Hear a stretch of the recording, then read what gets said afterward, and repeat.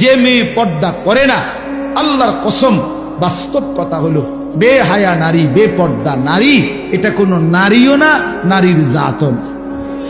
এটা কোনো বেডিও না, বেডির জাতও না। এটা প্লাস্টিক, এটা প্লাস্টিক অথবা বালতি অথবা লোডা অথবা বদনা,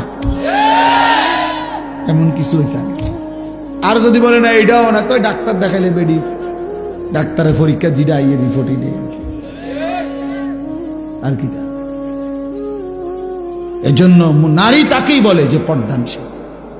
হ্যাঁ, আল্লাহ রাসূল সাল্লাল্লাহু আলাইহি ওয়াসাল্লাম বলছে আল মারআতু আওরাতুন, নারী বলে যে নিজেকে পর্দায় রাখে, আড়ালে রাখে, লুকিয়ে রাখে।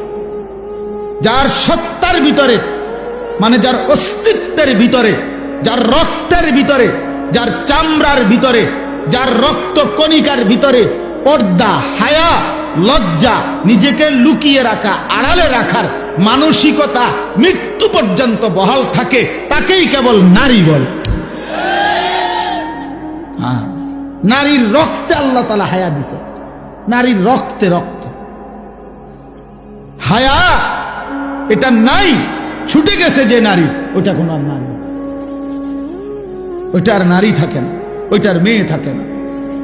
এজন্য বন্ধু, ওই নর্তকী কোনোদিন সুখ দেবে না, বেপর্দা নারী সুখ দেয় না, চরিত্রহীন নারী সুখ দেয় না। বিবাহ বহির্ভূত অবৈধ সম্পর্ক যে করে যেই মেয়ে, খোদার কসম আমি বললাম ছেলেরা, সে যদি কোনোদিন তোমার জীবনে মিলেও সুখ মিলবে না, সুখ মিলবে, সুখ মিলবে। অসৎ নারী, চরিত্রহীন নারী, বেপর্দা মেয়ে, বিবাহ বহির্ভূত অবৈধ প্রেম করা মেয়ে, সে জাহান্নামের আগুন ছাড়া আর কিছু জ্বালাবে না।